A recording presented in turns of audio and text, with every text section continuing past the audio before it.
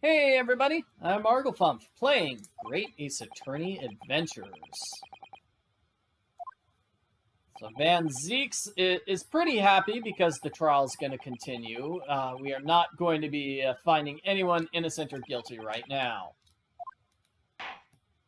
However, these two people on the witness stand, they look very, very suspicious. Let's question them. I don't know, because the witness is my defendant, shouldn't the prosecution question them, maybe? I've been doing this whole trial basically by myself. I think it's time for me to take a break while Van Zieks takes over, you know? Alrighty, so for this cross-examination, you need to press every single statement. Once you press all 5 statements, the third statement, this one, changes. That's what you have to do. Press all the statements, and then the third statement changes. So let's do all the statements in order, starting with number 1. Hold it! She was already inside the carriage before it started. Yeah, so she was basically hiding in the crime scene the whole time. Cool.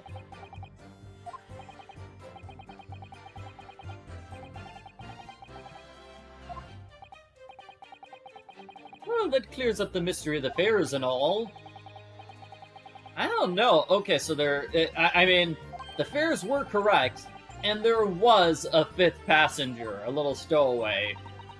So it's sort of like the mystery is having it both ways. It's like, hey, we get the stowaway, and we don't get the problem with the fares.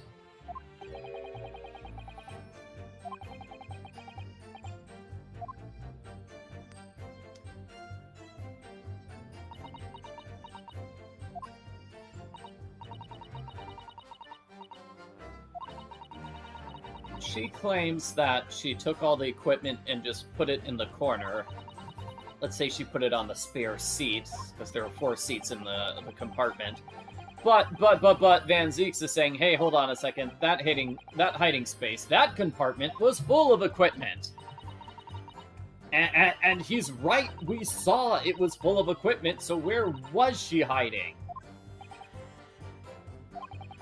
No, that seems... No, that's not the end of that line of inquiry. I have more questions. Many more questions. I think she's lying about it.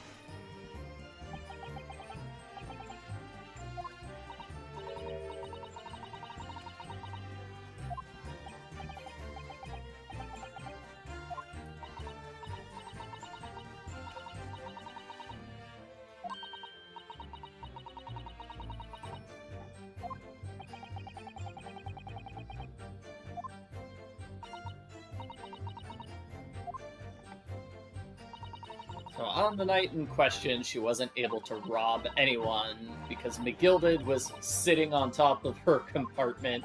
He was just sleeping the whole time.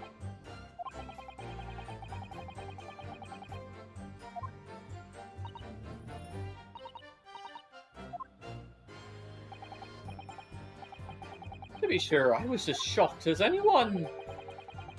You really don't expect to lift a cushion you've been sitting on for an hour, and then you find someone underneath? Alright, so it's looking like she can't be the culprit if she was trapped underneath Mr. McGilded the whole time. I still have questions about that. The equipment has not been resolved. Anyway, because she was underneath him, she couldn't see anything.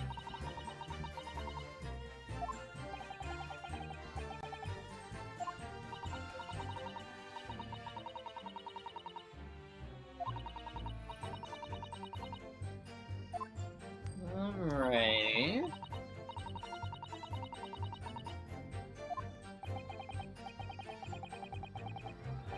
She wasn't able to push the cushion up. I guess she wasn't able to, like, turn herself around inside the compartment and push up the other cushion.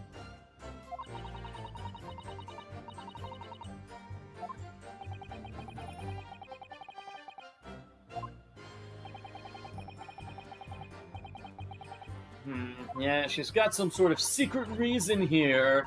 At least that's what Ryunosuke thinks. So that was the third statement. That is the statement which changes after you press all 5 statements. So let's keep pressing.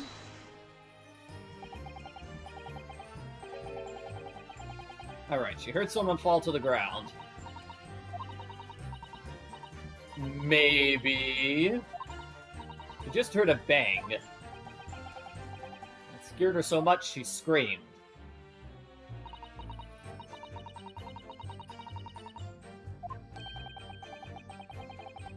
Yeah, that's when Gilded got up. Or it could have been when Gilded was committing murder. Yeah, I mean, that's true, I suppose. But then she would have seen the murder happen.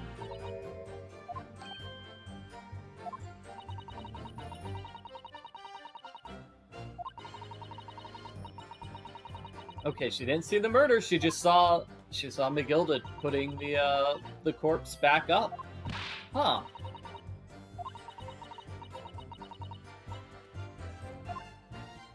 But then he saw her. Hold it!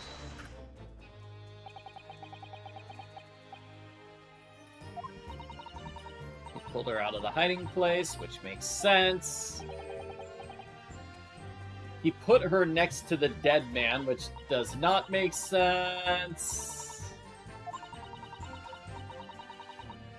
Ow, gross. Ew.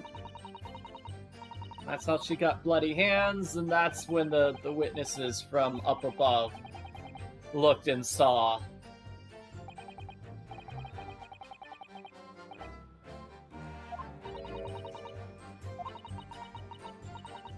Wanted to know my name, what I was up to and all that.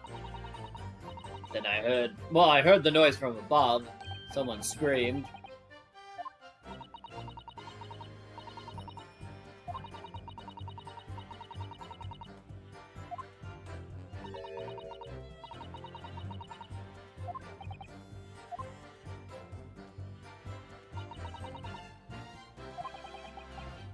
Alrighty.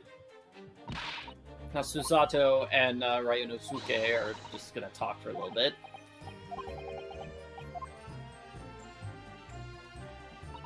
As I've said multiple times now, what you need to do is press every single statement. That changes statement number 3. This one. Hold it! So press every single statement and then press this statement a second time. Skip ahead to the part that's different. There we go. There we go. There we go. Okay, so once she talks about small dark places, what's this? Excuse me. This time around, we get a reaction from Mr. Gilded. Oh, I apologize. Was there something the matter?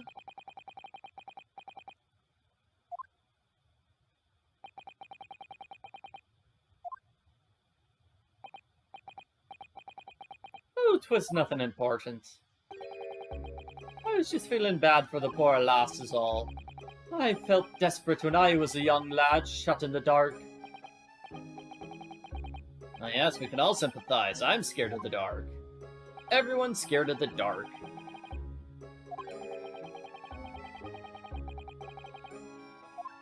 Darkness seems to make noises louder. So maybe that loud thump she heard wasn't exactly a loud thump.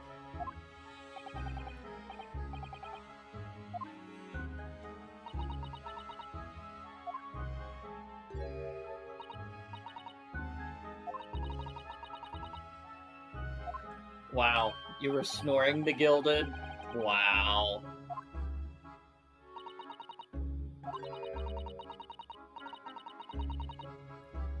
It would have been a great clue if she had found something. So what should we make of that statement? I think it's profoundly important. Let's add the statement to the testimony. All she said was that she heard nothing. Yeah, that's the important point. I'm almost sure. Kind of. Not really.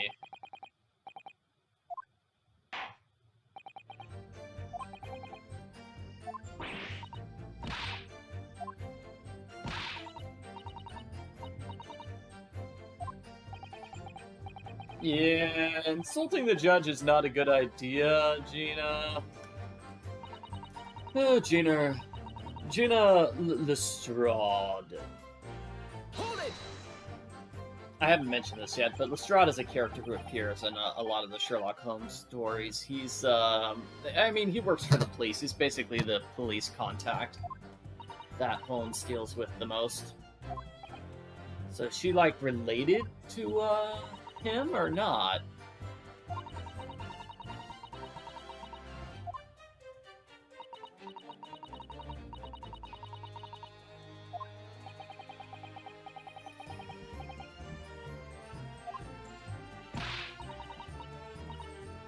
Oh, man.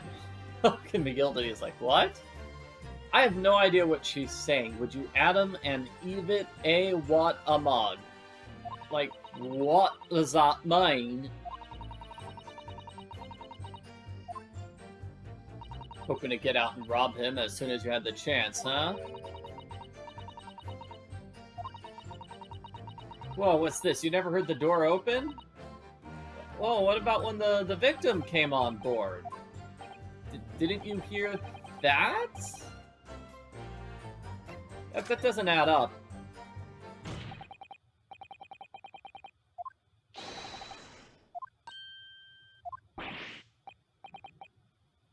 Yeah, she says there. Yeah.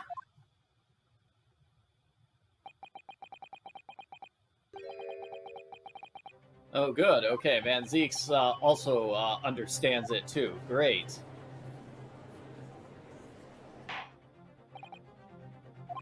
Good. Maybe I won't have to explain myself 100 times. Okay, we have somebody's name. Okay.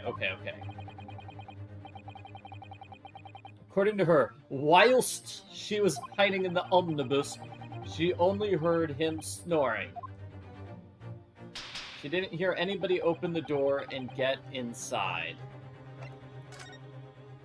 What she should have heard was the victim open the door and get inside the crime scene.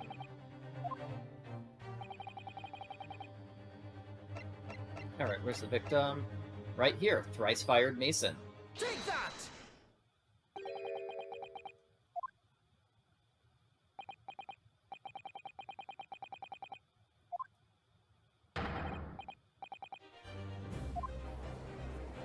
I love Ryunosuke doing just this epic pointing with his finger. Amazing.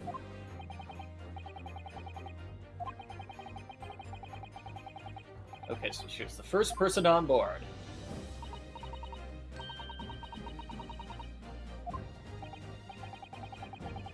Second person on board, Mr. McGilded. Nobody else was there. Nobody else was there. So we're confirming the victim was not there yet.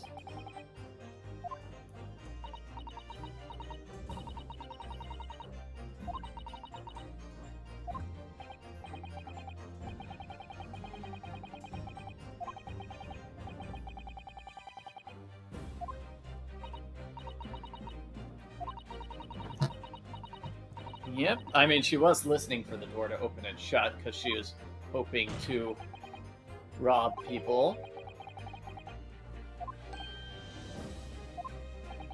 And now we come to the heart of the matter. Okay, so how did the victim get inside the omnibus without opening the door?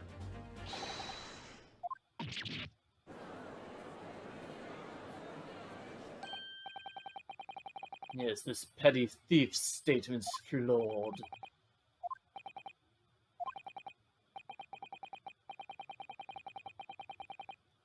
Yeah. It seems I need to thank you, friends. Saved me the trouble of pointing out that inconsistency. Yes.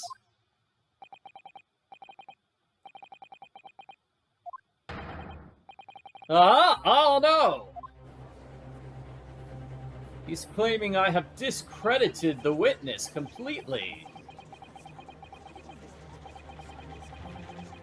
But maybe something she said is important for the murder mystery, right? Right? Or are we just gonna throw it out? Oh no! No, not a guilty. Like, I'm not guilty just because the pickpocket is an unreliable thief. Jeez.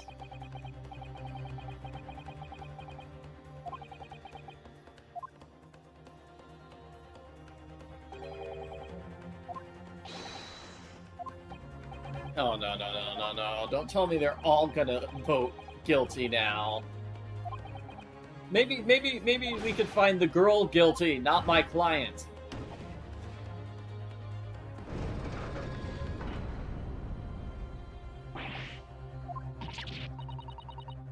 Oh man, 5 people looking at guilty. Here we go. Gonna have more wine.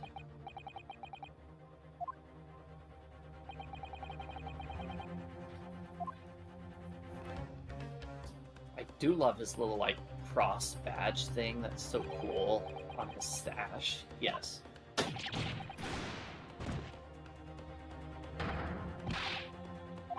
What are you playing at? I thought you were working for me. Juror number 3 is being creepy again. But juror number 2, she's still on the fence.